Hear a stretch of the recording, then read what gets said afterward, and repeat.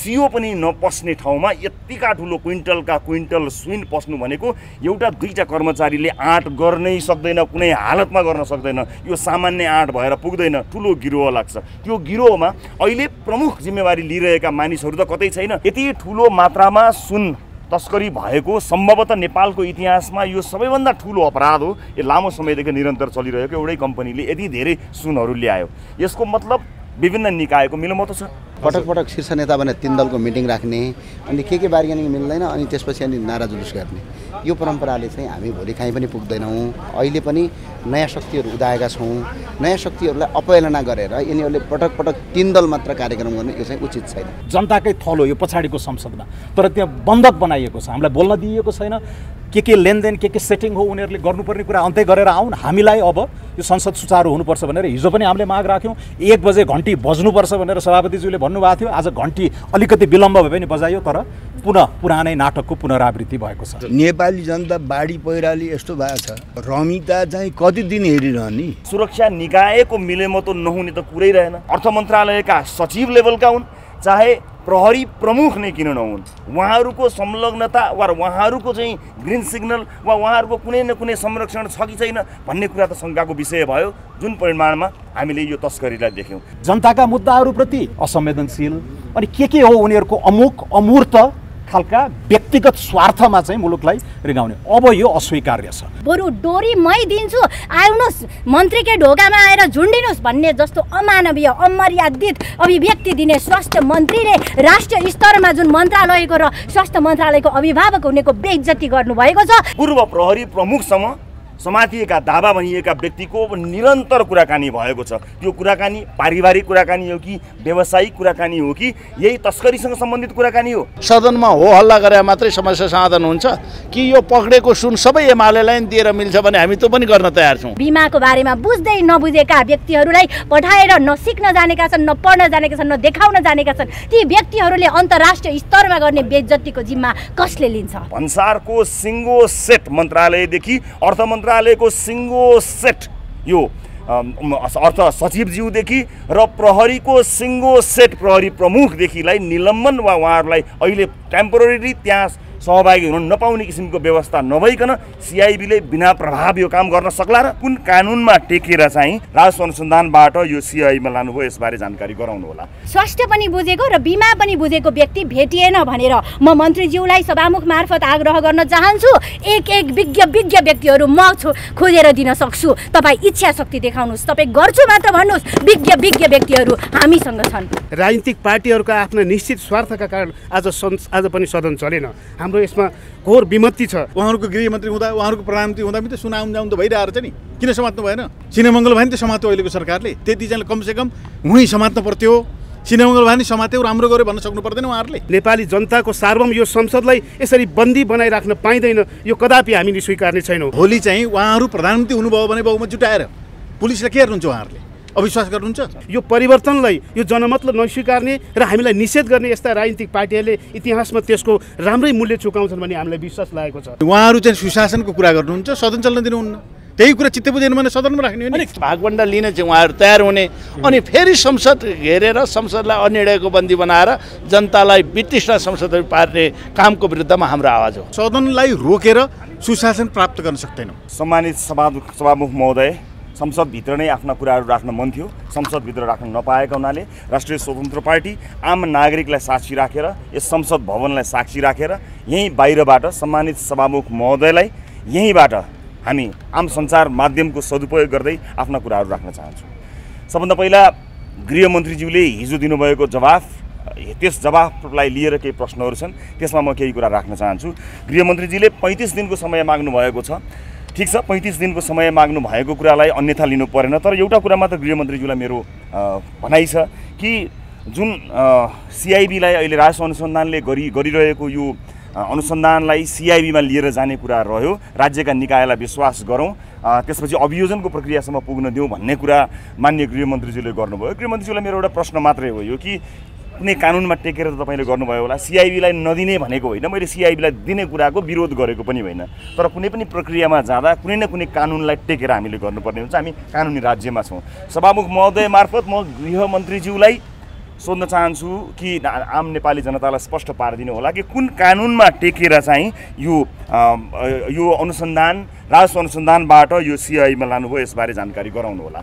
यति ठुलो मात्रामा सुन तस्करी भएको सम्भवतः नेपालको इतिहासमा यो सबैभन्दा ठुलो अपराध हो। यो लामो समयदेखि निरन्तर चलिरहेको एउटै कम्पनीले यति धेरै सुनहरू ल्यायो। यसको मतलब विभिन्न निकायको मिलोमतो छ। यस्तो मिलोमतो गर्दाखेरि सुरक्षा निकायको मिलोमतो नहुने त कुरै रहेन। सुरक्षा निकायको मिलोमतोको कुराकानी गर्दा र मुलुककै यति ठुलो यो तस्करीको कुराकानी गर्दा सामान्य त्यहाँ भएका कर्मचारीहरूको मात्र मिलोमतोले यो सम्भव भएन। जहाँ चाहिँ यो अनुसन्धानले छापा मार्यो त्यहाँ भएका सामानहरू हेर्नुभयो भने त्यहाँ प्रशस्त त्यस्ता सामानहरू विभिन्न सामानहरू आएका छन्। त्यसभित्र सामान एउटा छ र भित्र सुन राखिएको छ। 18-19 पटकको त एउटै कम्पनीको हामीले देखियो। यसको मतलब सुरक्षा निकायदेखि लिएर भन्सारको ठुलो सहभागिता छ। मन्त्रालय स्तरमा कसको सहभागिता छ म भन्न सक्दिनँ, तर यति ठुलो तस्करीमा उच्चभन्दा उच्च तहको संलग्नता छ भन्ने कुरा कहीँ कतै कसै सामु लुकेको छैन। त्यसकारणले अनुसन्धान गरिरहँदा अहिले बहाल रहेका चाहे अर्थ मन्त्रालयका सचिव लेभलका हुन् चाहे प्रहरी प्रमुख नै किन नहुन्, उहाँहरूको संलग्नता वा उहाँहरूको चाहिँ ग्रिन सिग्नल वा उहाँहरूको कुनै न कुनै संरक्षण छ कि छैन भन्ने कुरा त शङ्काको विषय भयो, जुन परिमाणमा हामीले यो तस्करीलाई देख्यौँ। त्यसले गर्दा उहाँहरू बहाल रहिरहँदा त्यो होल सेट अझ भन्सारको सिङ्गो सेटमध्ये केही मान्छेहरूलाई मात्र हटाएर यो अनुसन्धान अगाडि बढाउँदाखेरि यो अनुसन्धानमा कतिको न्याय होला, यहाँ कतिको चाहिँ नि जायज होला। र अर्को कुरा, फोरेन्सिक ल्याबमा दावा नाम गरेका व्यक्तिको र अन्य संदिग्धहरूको टेलिफोन लगिएको छ। त्यो फोरेन्सिक ल्याबको टेस्टले देखाएको उहाँहरूसँग भएको कुराकानीको सम्पूर्ण विवरण आम नेपाली जनताले हेर्न पाउनुपर्छ। समितिमा या संसदमा त्यसको जस्तो अथवा तस्तै हुबहु त्यो फोरेन्सिक ल्याबबाट आएको टेलिफोनमा भएको कुराकानीको त्यसको सम्पूर्ण विवरण एकजनाको मात्र होइन, धेरैको हुनुपर्छ। किनभने केही विवरणहरूबाट केही स्रोतहरूबाट के हामीलाई थाहा भएको छ भने नेपालका केही पूर्व प्रहरी प्रमुखसँग समातिएका दावा भनिएका व्यक्तिको निरन्तर कुराकानी भएको छ। त्यो कुराकानी पारिवारिक कुराकानी हो कि व्यावसायिक कुराकानी हो कि यही तस्करीसँग सम्बन्धित कुराकानी हो। त्यसकारणले सिआइबीलाई दिने कुरामा कुनै सन्देह रहेन। 35 दिन गृहमन्त्रीले माग्नुभएको गृहमन्त्रीज्यूलाई 35 दिन दिउँ। पहिलो कुरा, सामान्य सभामुख मार्फत म यो भन्न चाहन्छु कि सिआइबीलाई त्यो अनुसन्धान जिम्मा लगाउनका लागि कुन कानुनमा टेकियो त्यसबारे स्पष्ट पारिदिनु होला। फोरेन्सिक ल्याबमा बाट आएको रिपोर्ट आम नेपाली जनताले हेर्न पाउनुपर्छ। त्यो जस्ताको तस्तै सार्वजनिक गरियोस्, यो नेपाली जनताले थाहा पाउनुपर्ने हुन्छ। र अहिले विद्यमान रहेका प्रमुखहरू यति ठुलो तस्करीमा माथिसम्मको सहमति नभइकन सिओ पनि नपस्ने ठाउँमा यतिका ठुलो क्विन्टल सुन पस्नु भनेको एउटा दुईटा कर्मचारीले आँट गर्नै सक्दैन, कुनै हालतमा गर्न सक्दैन। यो सामान्य आँट भएर पुग्दैन, ठुलो गिरोह लाग्छ। त्यो गिरोहमा अहिले प्रमुख जिम्मेवारी लिइरहेका मानिसहरू त कतै छैन। सिआइबीमा जाने कुरामा फेरि पनि म शङ्का गर्दिनँ, तर सिआइबीलाई कसले हेड गर्छ तिनै मानिसहरू अझै पनि प्रमुख ती निकायका प्रमुख भइरहँदा अनुसन्धान प्रभावित हुन्छ कि हुँदैन, ती मानिसहरूलाई सेटै निलम्बन गर्ने कि नगर्ने, यो कुरा अत्यन्त महत्त्वपूर्ण कुरा हो। त्यसकारणले त्यस समयमा रहेका र अहिलेसम्म कार्यान्वयन रहेका केही मानिसहरू त हटे होलान्, तर सम्पूर्ण सेट भन्सारको सिङ्गो सेट मन्त्रालयदेखि अर्थ मन्त्रालयको सिङ्गो सेट यो अर्थ सचिवज्यूदेखि र प्रहरीको सिङ्गो सेट प्रहरी प्रमुखदेखिलाई निलम्बन वा उहाँहरूलाई अहिले टेम्पोररी त्यहाँ सहभागी हुन नपाउने किसिमको व्यवस्था नभइकन सिआइबीले बिना प्रभाव यो काम गर्न सक्ला र? गृहमन्त्रीज्यूलाई मेरो प्रश्न। धन्यवाद। यो पछाडि तपाईँले देखिराख्नु भएको छ जनताको संसदलाई बन्धक बनाइएको छ। यी तीनवटा ठुला दलहरूले के लेनदेन के बार्गेनिङ यिनीहरूको नमिलेको हो। जे गर्नुपर्छ अर्को थलोमा अर्को समयमा गरेर आउनु। यहाँ सभामुखले तोकेको समयमा तोकेको मितिमा संसद चल्नुपर्छ, किनकि जनताका मुद्दाहरू हामीले बग्रेलती बोल्नुपर्छ र तयारीका साथ हामी आएको छ। अहिले सुन्नुभयो सुशासनका मुद्दा सभापतिज्यूबाट, सुमनाज्यूले चाहिँ हाम्रो सामाजिक एउटा सौहार्दताको वातावरणको बारेमा केही कुराहरू इङ्गित गर्नुभएको छ। जनजीविकाका विषयहरू छन्, विपद व्यवस्थापनका विषयहरू छन्। यत्रो 10औं अरबको चाहिँ भुक्तानी रोकिएको छ। निर्माण व्यवसायीहरू आन्दोलित भएका छन्, जुनको प्रहार सिधै आर्थिक मुद्दासँग गएर जोडिएको छ। यसपालि हामीले गत साल 2% भन्दा कमको आर्थिक वृद्धि गर्यौँ। हाम्रो जस्तो कम प्रति व्यक्ति आय भएको मुलुकमा जहिले पनि पुँजी निर्माणबाट नै त्यो फड्को मार्ने हुन्छ। अर्थतन्त्रलाई चलायमान बनाउनको लागि क्यापिटल फर्मेसन पुँजी निर्माणबाट नै माथि जाने हो। त्यो चलायमान नभएसम्म अर्थतन्त्र पनि एकदमै चाहिँ गतिहीन भएर बस्ने थाहा हुँदाहुँदै अर्को यो सार्वजनिक वित्तमा भ्वाङ पर्दैछ है भनेर हामीले 3 महिनादेखि उठाइराखेका छौँ। 10 खर्बभन्दा राजस्व नउठ्नेवाला छ भन्दा भन्दै 17 खरब 51 अरबको चाहिँ बजेट लिएर आइयो होइन। त्यत्रो भ्वाङ 7 खर्बको भ्वाङ अब कसरी पुर्ने हो? के त्यो 23% अफ GDP को ऋणबाट 43% पुर्याइसकेका छ ऋणको भार पनि होइन। भनेपछि यो यस्ता गम्भीर मुद्दाहरूप्रति खै चासो खै संवेदना यो शासन चलाउनेहरूले यति असंवेदनशील त बिरलै भेटिन्छ अन्य मुलुकहरूमा। त्यसैले आज हामी बाध्य भएर संसदभित्र उठाउनु पर्ने मुद्दाहरू संसद रोकिएको हुनाले बाहिर आएर उठाइरहेका छौँ। संसद अवरोधको विषयमा चाहिँ अवरोध गर्नु अनि त्यो सँगसँगै होइन निर्माण व्यवसायीको मुद्दा अहिले आन्दोलनरत हुनुहुन्छ। पुरानो भुक्तानी नदिने अनि नयाँ मोबिलाइजेसन अलाउन्स चाहिँ दिइहाल्ने यसको नियत हेर्नुहोस् त। त्यो मोबिलाइजेसन अलाउन्सबाट जुन चुइन्छ यिनीहरूले जुन चाहिँ एउटा हाम्रो चाहिँ विकृत राजनीतिक प्रणालीलाई यसलाई मलजल गर्ने गरेको चाहिँ जुन व्यापक आरोप लाग्ने गरेका छन् त्यसैको कडीको रूपमा पनि त्यो दृष्टान्त चाहिँ अगाडि आइरहेको छ। त्यसैले पत्रकार मित्रहरूलाई म आग्रह गर्न चाहन्छु यसलाई खोतल्नुहोस् होइन। र यसमा यो यतापट्टि सार्वजनिक वित्तले धान्न नसक्ने विकराल अवस्था पनि आउँदैछ, अर्कोतिर प्योर मिसम्यानेजमेन्ट प्योर इन्कम्पिटेन्सले गर्दाखेरि हामीले अलिअलि गति समाउन खोजेको अर्थतन्त्रलाई पनि निमोट्न खोज्दैछौँ। त्यसैले यसप्रति हामी सबैले एकदम सजग भएर सरकारलाई सचेत गराउनु पर्यो र आम जनतालाई यो कुरा बुझाउनु पर्यो। कहाँ बुझाउनु पर्थ्यो? जनताकै थलो यो पछाडिको संसदमा। तर त्यहाँ बन्धक बनाइएको छ, हामीलाई बोल्न दिइएको छैन। के लेनदेन के सेटिङ हो उनीहरूले गर्नुपर्ने कुरा अन्त्य गरेर आउन्। हामीलाई अब यो संसद सुचारू हुनुपर्छ भनेर हिजो पनि हामीले माग राख्यौँ। 1 बजे घन्टी बज्नुपर्छ भनेर सभापतिज्यूले भन्नुभएको थियो। आज घन्टी अलिकति विलम्ब भए पनि बजाइयो, तर पुनः पुरानै नाटकको पुनरावृत्ति भएको छ। अर्को विपद व्यवस्थापनको हेर्नुहोस् त, मेरै निर्वाचन क्षेत्र तनहुँमा हिजो 144 मिलिमिटर पानी पर्यो बन्दीपुर गाउँपालिकामा। व्यापक धनजनको क्षति हुने जोखिम छ। अर्को मुद्दा हामीले 2-3 महिना अगाडि शून्य समयमै उठाएका थियौँ। यो भीषण हुनेवाला छ यो बर्खायाममा 120 वटा मोबाइल क्याम्पहरू नेसनल डिजास्टर रिस्क म्यानेजमेन्ट अथोरिटीलाई रिडक्सन एन्ड म्यानेजमेन्ट अथोरिटीलाई एकदमै चाहिँ शक्ति सम्पन्न बनाएर साधन स्रोत सुसज्जित गराएर नेपालका मेन हाइवे आर्टरीहरूमा 120 ठाउँमा चाहिँ म राख्नुपर्छ भनेको थियो। कहिल्यै त्यो सम्बोधन पनि भएन। यो मुद्दाहरूलाई जवाफदेही बनाउनको लागि पनि हामीले यो यहाँ उठाउन सक्थ्यौँ, त्यो पनि गर्न पाइएन। त्यसैले फेरि सारांशमा साथीहरू सुशासनका यस्ता पेचिला मुद्दाहरू, जनजीविकाका मुद्दाहरू यस्तो सौहार्दपूर्ण हाम्रो चाहिँ धार्मिक जातीय सहिष्णु भएको मुलुकमा त्यो खलबल ल्याउने प्रयासहरू भइरहेका छन्। तिनलाई पनि हामीले सजग बनाउनलाई सचेत गर्नको लागि यहाँ खबरदारी गर्न सक्थ्यौँ होइन।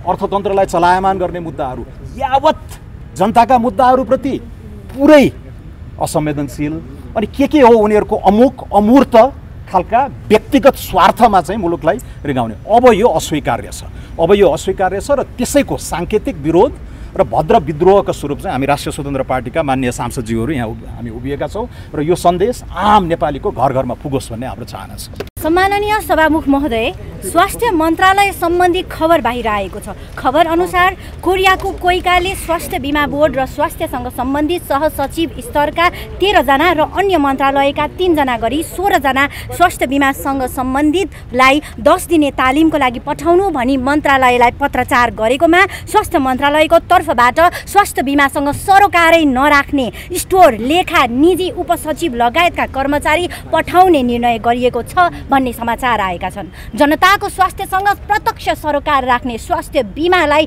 यति महत्त्वपूर्ण कार्यक्रम 7 वर्ष पुगिसक्दा पनि 21% मात्र पहुँच भएको अवस्थामा यो धराशायी बन्दै गइरहेको छ। अझै पनि लाखौँ जनता स्वास्थ्य बिमाबाट वञ्चित भएका छन् र बिमित बिरामीहरूले पनि अझै नवीकरण गरिरहेका छैनन्। उत्साह देखिँदैन। अस्पतालहरूले भुक्तानी समयमा पाएका छैनन् र निरन्तर डायलाइसिस गर्नुपर्ने बिरामीहरूले 3 पटक डायलाइसिस गर्नुपर्छ भने हप्तै पछि रिफरल लिएर आउनुपर्ने समस्या छ। खुट्टा काट्नु पर्नेको बिरामी कुनै पनि कारणवश खुट्टा काट्नु परेको छ भने त्यो कृत्रिम खुट्टा बिमाले बेहोर्दैन।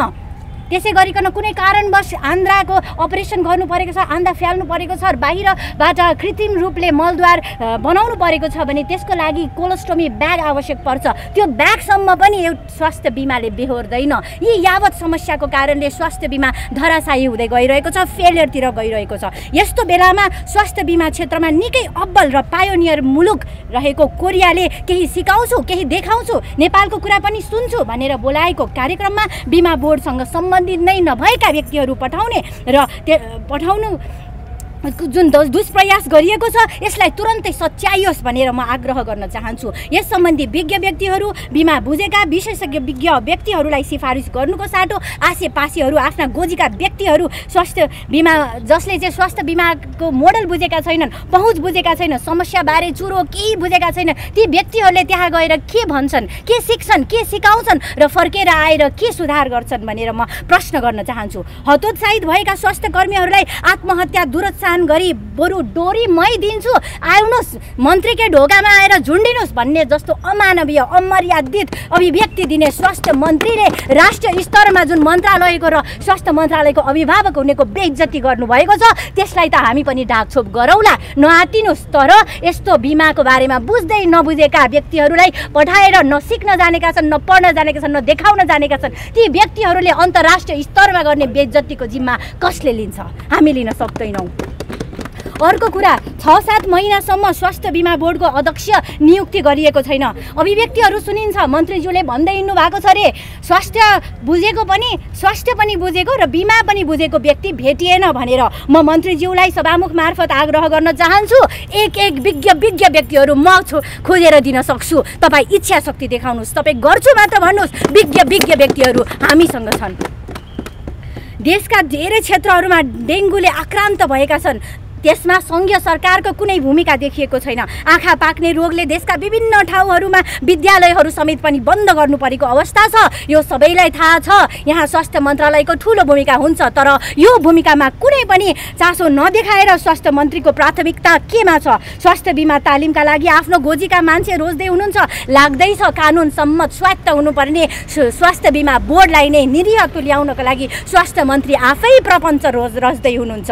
त्यो कारणले म सभामुख मार्फत आग्रह गर्न चाहन्छु, चाँडै नै यस्तो निर्णय भएको हो भने त्यसलाई सच्याइयोस्, विज्ञ व्यक्तिहरूलाई त्यो तालिममा पठाइयोस् भनेर आग्रह गर्न चाहन्छु। अन्तिममा म फेरि पनि आग्रह गर्न चाहन्छु सभामुख महोदय मार्फत शीर्ष नेताजीहरू संसद भनेको जनताको आवाज गुन्जिने ठाउँ हो। यहाँ जनताको आवाज गुन्जिन पाउनुपर्छ, घन्टी बज्न पाउनुपर्छ। र यदि तपाईँहरूले कुनै पनि कारणले, कुनै पनि बाहनामा, कुनै पनि बार्गेनिङको लागि यो संसद अवरुद्ध गर्नुहुन्छ भने पनि हामी जनताको आवाज उठाउन छोड्दैनौँ। र जब तपाईँहरू संसद बन्द गर्नुहुन्छ तब हामी जनताको माझमा आएर यसरी बोलिरहन्छौँ भनेर भन्न चाहन्छु। धन्यवाद। माण्डको विषयलाई लिएर मुख्य तस्कर कहाँ छ भनेर आज पनि सदन अवरुद्ध गर्यो, सदनमा नाराबाजी गर्यो। तर अर्को प्रतिपक्ष भने आफ्नै भागमा सुन परे चाहिँ हेरी तैचुप मैचुप बसिरहेको छ। तपाईँहरू कहाँ हुनुहुन्छ? त्यो होइन, हामीले चाहिँ के भनेका हौँ भने उच्च स्तरीय छानबिन समिति गठन गर्नुपर्छ, यसराले सरकारले सहज वातावरण बनाउनुपर्छ र साथसाथै यिनीहरू चाहिँ पटकको मिटिङ बस्ने 3 दल र त्यो मिटिङ चाहिँ केका लागि राख्नु भएको छ? उहाँहरूले पटक शीर्ष नेता भने 3 दलको मिटिङ राख्ने, अनि के बार्गेनिङ मिल्दैन, अनि त्यसपछि अनि नारा जुलुस गर्ने। यो परम्पराले चाहिँ हामी भोलि कहीँ पनि पुग्दैनौँ। त्यो भएको हुनाले उच्च स्तरीय छानबिन समिति बनाउँदाखेरि सरकारले बनाओस्, हाम्रो देशमा कुरा छ। र यो देशमा चाहिँ अहिले पनि नयाँ शक्तिहरू उदाएका छौँ। नयाँ शक्तिहरूलाई अपहेलना गरेर यिनीहरूले पटक 3 दल मात्र कार्यक्रम गर्ने, यो चाहिँ उचित छैन। हस्, धन्यवाद। अनि सदन अवरुद्ध पारे के छ तपाईँको ठोस धारणा? सदन चल्नु पर्दैन? दुईटा कुरा, सदन चल्न पर्छ, तर सरकारले चाहिँ उच्च स्तरीय छानबिन समिति गठन गर्न हुनुपर्छ। हाम्रो दुईटा कुरा हो है। सदन चलेन भने धेरै कुरा के समस्या छ भने जनताका मुद्दाहरू उठाउन पाइरहेका छन्। होइन, सरकार त तयार छैन नि त उच्च स्तरीय छानबिन समिति बनाउन, त्यही भएर त प्रतिपक्षले सदन अवरुद्ध तयार छैन भने यसको चाहिँ भोग सबै सरकारले जिम्मा लिनुपर्छ। हस्, धन्यवाद। मान्यज्यू नमस्कार, स्वागत छ यहाँलाई। नमस्ते यहाँलाई पनि। अब सरकारले प्रतिपक्षको माग सुनेन, प्रतिपक्षले उच्च स्तरीय छानबिन समिति बनाउनु पर्यो, यो सुन प्रकरणका विषयमा मुख्य तस्कर चाहिँ बल्ल फेला पर्छ भनेर पटक भन्दै आएको छ। सरकारले प्रतिपक्षको माग नसुनिसके पछाडि सदन नियमित रूपमा अवरुद्ध भयो। जनताका मागहरू, जनताका एजेन्डाहरू सदनमा रहन पाएनन्। अब यो सरकार चाहिँ अब दिनानुदिन असफलताको बाटोतिर धकेलिएको, त्यो असफलताको बाटोतिर गएको हो। अब सरकारले प्रतिपक्षको कुरा सुन्छ, प्रतिपक्षको कुरालाई सुनाइ गर्नुपर्छ, तर प्रतिपक्षले जे भन्छ त्यति गर्न सरकार गठन भयो होइन नि। सरकार त बहुमतको सरकार हो, बहुमतको सरकारले आवश्यकताअनुसार काम कारबाहीहरू अगाडि बढाउँछ। सुन प्रकरणमा सरकारले आफ्नो तर्फबाट सक्रियतापूर्वक राज्यका निकायहरू, खास गरी चाहिँ सम्पत्ति शुद्धिकरण, यो सिआइबी, त्यसको साथसाथै चाहिँ अख्तियार दुरुपयोग अनुसन्धान आयोग जस्ता कतिपय प्रसङ्गहरूबाट अगाडि बढाएको छ र राजस्व अनुसन्धानसित सम्बन्धित निकायहरूले आफ्नो काम कार्य सम्पादन अगाडि बढाएर प्रहरीको चाहिँ निकायलाई जसको निम्ति भनेर त्यो चाहिँ संरचना निर्माण गरिएको उसलाई अरू थप छानबिन गर्नको निम्ति चाहिँ जिम्मेवारी दिएर काम अगाडि बढाएको छ। अनि उहाँहरू चाहिँ सुशासनको कुरा गर्नुहुन्छ, सदन चल्न दिनुहुन्न। त्यही कुरा चित्त बुझेन भने सदनमा राख्ने हो नि। के मानिरहेको उहाँलाई चाहियो तीन दलको त 3-4 नेताको त बैठक जतिखेर चाहियो त्यतिखेर यो बनाऊ बनाऊ भन्ने पछि लाएर हिँड्ने हो र? राज्यको निकायले कुनै पार्टी दल विशेषको सिआइबी होइन, सदनलाई बन्धक बनाएर राख्नु। उहाँले संविधान बनाउँदाखेरि यो निकाय यो निम्ति भनेर हस्ताक्षर गर्नुभयो होइन? त्यसो भएको हुँदाखेरि सदनमा आफ्नो कुरा पो राख्ने हो त। आज पनि तपाईँले देख्नुभयो नारा लाएर उहाँले विरोध गर्नुभयो। सदनमा बाढी पहिरो छ, देशभरिका समस्या छन्, सुन प्रकरणकै खोजी नीतिको बारेमा चित्त बुझेन भनेदेखि यो संस्थाले यहाँ चाहिँ गल्ती गर्यो भने उठाउनु नि त कुरा, सुनाइ हुन्थ्यो होला नि। ओहिले गरिरहेको छ, विरोध गरिरहेको छ। त्यस कारणले यो सुशासन भनेको त सदन सुचारू गर्ने कुरासित पनि त सम्बन्धित छ। त्यस कारण सदनलाई रोकेर सुशासन प्राप्त गर्न सक्दैनौँ। त्यसो भएर उहाँहरूले चाहिँ निष्पक्षतापूर्वक सदन चल्न दिने, सदनमा आफ्नो कुरा राख्ने, प्रतिपक्षकै कुरा बढी सुनाइ हुन्छ नि त सदनमा त। अनि सदनै चल्न नदिए रोकेपछि त उहाँहरूले के गर्न खोज्नु भयो? यो त राम्रो के प्रयास हुन्छ त सरकारको? होइन, यो त हिजो पनि दिनभरि प्रयास भयो, केही समय सदन खुल्यो, हामी आशावादी थियौँ। अब सदन चाहिँ उहाँले चल्न दिनुहुन्छ, आफ्नो कुरा सदनमा राख्नुहुन्छ। त्यही कुरा सिआइबीलाई चाहिँ अनुसन्धान गर्न दिएको कुरा पनि चित्त नबुझेदेखि त उहाँहरूले भन्न सकिहाल्नुहुन्छ नि। अनुसन्धान गर्दा यहाँ चाहिँ यति हात पर सुन भेटियो, यति हात चाहिँ तल भेटियो, यहाँ भेटियो भनेर त चाहिँ बोलेर पाउनुहुन्छ होला। अब शीर्ष 3 नेताहरूको बैठक बस्छ आजको दिनमा। अनि यो सदन खुलाउनुको निम्ति त हाम्रो तर्फबाट सरकार बढी जिम्मेवार भएर उहाँहरूसित वार्ता गरिराखेको छ। वार्ताको पक्षमा छौँ, सहमतिमा हामी जाउँ भनेर हिजोको पृष्ठभूमि हेर्नुहुन्छ भने लेखा समिति बाहेक अरू समिति चाहिँ प्रतिपक्षलाई दिने चलन थिएन। अहिले चाहिँ त्यो पनि हामीले समझदारी गरेर संसद सबैको साझा हो, सहमतिमा जाउँ, राज्यका कतिपय कुराहरू चाहिँ सहमतिमा कायम गरौँ, सुशासन प्रत्याभूति नागरिकलाई दिलाउने भनेको साझा एजेन्डा हो। एमालेलाई सुशासन चाहिँदैन, एमालेलाई भ्रष्टाचार नियन्त्रण गर्नु पर्दैन, भ्रष्टाचार नियन्त्रण गर्नको निम्ति एमालेले सहमति गरेर निकायहरूलाई सक्रिय बनाउन सकिँदैन। भोलि चाहिँ उहाँहरू प्रधानमन्त्री हुनुभयो भने बहुमत जुटाएर पुलिसलाई के गर्नुहुन्छ? उहाँहरूले अविश्वास गर्नुहुन्छ? उहाँले चाहिँ गृहमन्त्रीको जवाफ एमालेलाई चित्त बुझेन। गृहमन्त्रीले त जे चिज चाहिँ उहाँले तथ्यहरू प्राप्त गर्नुभयो त्यो चाहिँ गृहमन्त्रीज्यू पृष्ठभूमिभन्दा बाहिर जानुभयो। जवाफ चित्त बुझेन भने हो, जवाफ चित्त बुझेन भने हाम्रो नियमावलीले के भन्छ भने संसदीय पार्लियामेन्टको नियमावलीले के भन्छ भनेदेखि जवाफ चित्त बुझेन भने मन्त्रीलाई प्रश्न गर्ने हो। प्रश्न गर्ने चाहिँ नियमावली व्यवस्था छ। ओहिले घेर त भन्दैन नियमावली, प्रश्न गर्ने हो नि। यो प्रश्न चित्त बुझेन, प्रश्न गर्न पाऊँ अथवा राज्यको अरू निकायको पनि के हो भनेर प्रश्न सोध्ने, विरोध गर्ने, असहमति राख्ने, संसदमा उभ्याउने, संसदमा चित्त बुझेन भने अरू कतिपय ठाउँमा चाहिँ यो फुल हाउसमा चित्त बुझेन भनेदेखि संसदीय समिति छन्, त्यहाँ सरकारहरूलाई बोलाउने र यसलाई त सुचारू गर्ने होला नि। त्यस कारणले यो संसद रोक्नु भनेको सुशासन कायम गर्ने होइन। संसद रोक्नु, संसद चल्न नदिनु भनेको चलिराखेको अनुसन्धानलाई डिस्टर्ब गर्नु हो। के हुन्छ त भन्दा संसदीय समिति भन्दा बित्तिकै विभिन्न दलका मान्छेहरू त्यहाँ राख्नु पर्यो। राखेपछि त्यो छानबिन गर्न जान्छ, छानबिन गर्न गइसकेपछि प्रतिवेदन आउँछ, त्यो प्रतिवेदनको प्रक्रिया हुन्छ, 2 महिना 3 महिना 4 महिना ढिलो हुन्छ। अनि तपाईँ मिडियाका साथीहरू हुनुहुन्छ, अनि यो तस्करसित सम्बन्धित कुरा चाहिँ निष्कर्षमा पुर्याउन सकिन्छ? विगतका संसदीय समितिका प्रतिवेदन हेर्नु भएको छैन यहाँहरूले? बरु खुसी हुनुपर्ने उहाँहरू त। उहाँहरूको गृहमन्त्री हुँदा, उहाँहरूको प्रधानमन्त्री हुँदा पनि त सुनाउन जाउँ त भइरहेको छ नि। किन समात्नु भएन? सिनेमङ्गल भयो नि त समात्यो अहिलेको सरकारले। त्यति चाहिँ कमसेकम उहीँ समात्नु पर्थ्यो। सिनेमङ्गल भयो नि समात्यो, राम्रो गऱ्यो भन्न सक्नु पर्दैन उहाँहरूले। त्यस कारणले यो चाहिँ संसदीय समिति त्यो सम्बन्धित निकायले छानबिन गरिराखेको बेलामा अर्को चाहिँ छानबिन समिति बनाएर यो भइराखेको छानबिनलाई रोक्ने कुरा। हस्, धेरै धन्यवाद। धन्यवाद। अब अहिले संसद भवनको मूल ढोकामा छौँ हामी। भित्र संसद अवरुद्ध भइरहेको स्थिति छ। एमाले नाराबाजी गरिरहेको छ प्रमुख प्रतिपक्षी दलले। अब भर्खरै मात्रै घन्टी बज्न के पाएको थियो, अब तपाईँ चाहिँ निस्किहाल्नु भयो हाजिर गरेर। किन यस्तो हतार भयो अध्यक्षज्यूलाई? प्रायः त सधैँ बस्नुहुन्थ्यो आफ्नो मन्तव्य राख्ने व्यक्ति। त्यो रमिता चाहिँ कति दिन हेरिरहने? हजुर, नेपाली जनता बाढी पहिराले यस्तो भएको छ, 50,000 चाहिँ किसान चाहिँ पशुहरू मरिरहेका छन्। हजुर अब बाढी पहिराले कति मान्छेहरू बेपत्ता छन्। अब यो त जनताको चाहिँ आवाज सरकारलाई पुर्याउने यो संस्था हो। त्यस कारणले यो निरन्तर यो बन्द गर्ने जो प्रक्रिया अहिले आइरहेको छ यो कुरासँग चाहिँ हामी सहमत छैनौँ, राष्ट्रिय जनमोर्चा सहमत छैन। हस्, धेरै धेरै धन्यवाद। कुराको एमाले आज त नाराबाजी नै गर्यो सदन अगाडि आएर होइन, बेतोडसँग एउटा ठुलो चाहिँ आवाज निकालेर नाराबाजी गरिरहेको चाहिँ हामीले दृश्य देख्यौँ। अब के हुन्छ, सरकारले यो सदन खुलाउन चाहिँ के प्रयास गर्छ? सरकार त हेर्नुहोस् त अब सदन अवरुद्ध भइरहेको छ, सरकार त असफल हुँदै गयो। नेपालको कानुनले चिनेको, संविधानले चिनेको, नेपालको नियम सङ्गत भएका विङ्सहरूलाई पङ्गु बनाएर हामी अर्को कुरा गर्न चाहँदैनौँ। नेपाल प्रहरीलाई अविश्वास गर्ने, नेपाली सेनालाई अविश्वास गर्ने, नेपालको कानुनलाई अविश्वास गर्ने, नेपालको न्यायपालिकालाई अविश्वास गर्ने, नेपालको संसदलाई अविश्वास गर्ने र संसदलाई चल्न नदिने जुन परिपाटी भयो त्यसको विरुद्धको हाम्रो आवाज हो। हामी सत्ता पक्ष प्रतिपक्ष होइन। देशमा यत्रा ठुला इस्युहरू भएका छन्, बाढी पीडित भएको छ, घर बगाएका छन्, मान्छे बगाएका छन्, काहीँ चाहिँ बेहाल छ, बाटो बन्द भएका छन्। जनताका कुरा सदनमा राख्नुपर्ने, सदनमा हो हल्ला गरे मात्रै समस्या समाधान हुन्छ कि यो पक्रेको सुन सबै एमालेलाई दिएर मिल्छ भने हामी त्यो पनि गर्न तयार छौँ। त्यो पनि होइन, उहाँहरूले खोजेको के हो त? खोजेको कुरा भन्नु पर्यो। संसदीय समितिदेखि संसदका समितिमा भागबन्डा लिन चाहिँ उहाँहरू तयार हुने, अनि फेरि संसद घेरेर संसदलाई अनिर्णयको बन्दी बनाएर जनतालाई वितृष्णा संसदहरू पार्ने कामको विरुद्धमा हाम्रो आवाज हो। हस्, धेरै धेरै धन्यवाद। नेपाली जनताले लामो सङ्घर्षबाट स्थापित गरेको यो व्यवस्थामा तपाईँ हामी सबैले देखेका छौँ, बार राजनीतिक पार्टीहरूले यो व्यवस्था उप धोकाबाडी गर्दै आएका छन्। आज संसदको तेस्रो दिन पनि संसद चल्न सकेन। हामीले जनताका मुद्दा लिएर आएका थियौँ। अहिले बाढी पहिरोले जनता हराएका छन्, कतिको मृत लास भेटिएको छ, लम्पी रोगले सारा कृषकहरू छेदविच्छेद छन्। यस्तो अवस्थामा राजनीतिक पार्टीहरूका आफ्ना निश्चित स्वार्थका कारण आज पनि सदन चलेन। हाम्रो यसमा घोर विमति छ र हामीले सामान्य सभामुखज्यूलाई भन्यौँ सदन चलाउनुपर्छ, सदन चल्नुपर्छ। यसबीचमा सामान्य सभामुखज्यूको प्रयास पनि एकदमै अनुकरणीय रह्यो। तर राजनीतिक पार्टीहरू विशेष गरी हिजो लामो समयदेखि नेपालको राजनीतिमा रजाइ गर्ने र नेपालको राजनीतिमा शासन गर्ने सत्तासीन यी दलहरूको जडताका कारण आज पनि संसद चल्न सकेन। हामीलाई यसमा दुःख लागेको छ।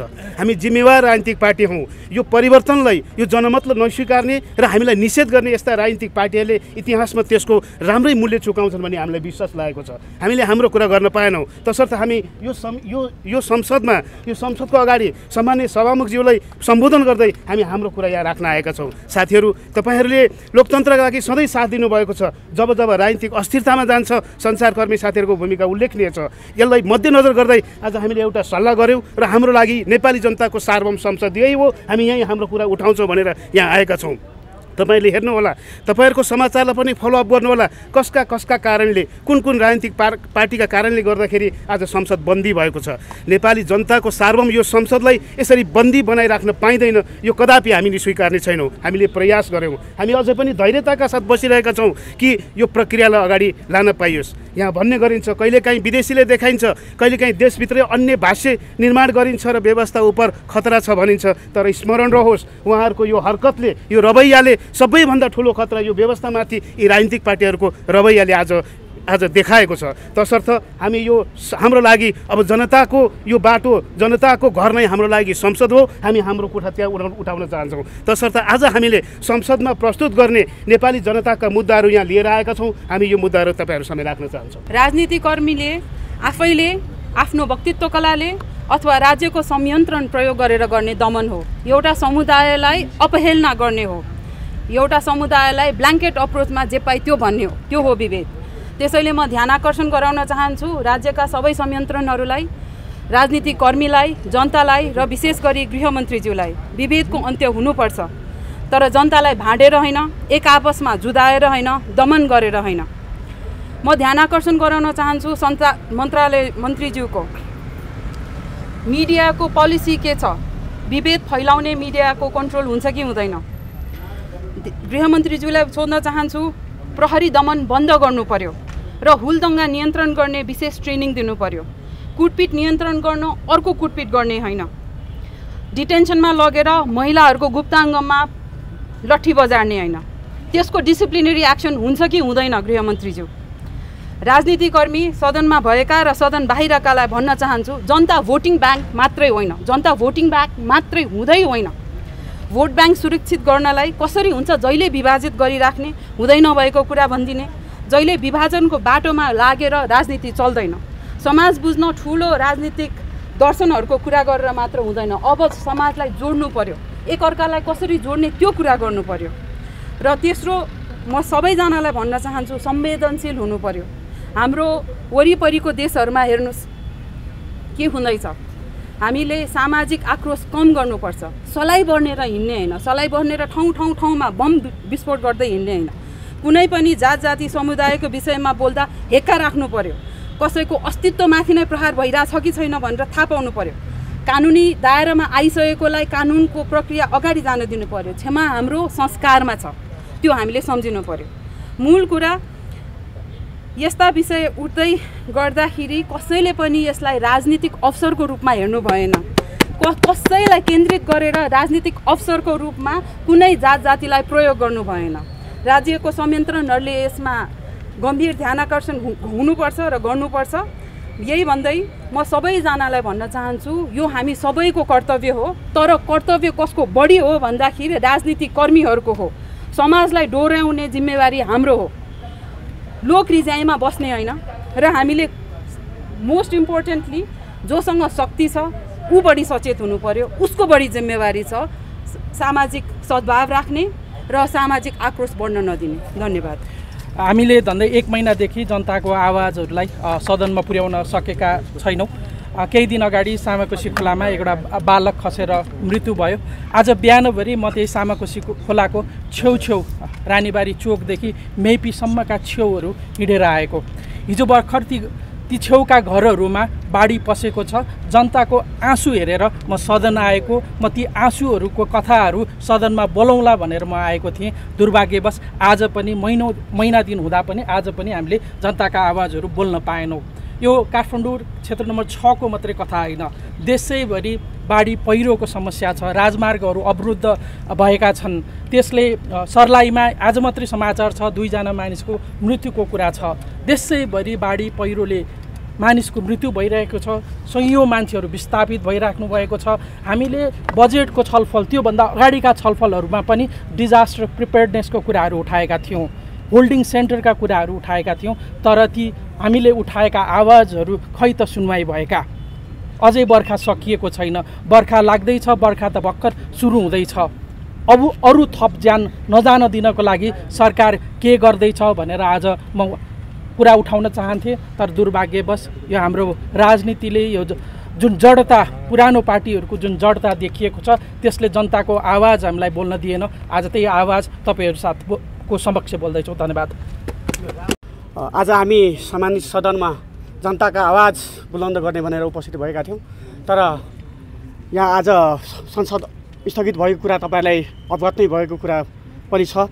र विशेष गरी जनताका हरेक माग मुद्दा हामी सदनमा प्रस्तुत गर्ने भनेर आउँछौँ र आज यी पुरातन दलहरूको कारणले गर्दाखेरि हाम्रा आवाजहरू, जनताका आवाजहरू हामीले सम्बन्धित ठाउँमा राख्न पाएनौँ। यो एकदम गम्भीर विषय हो।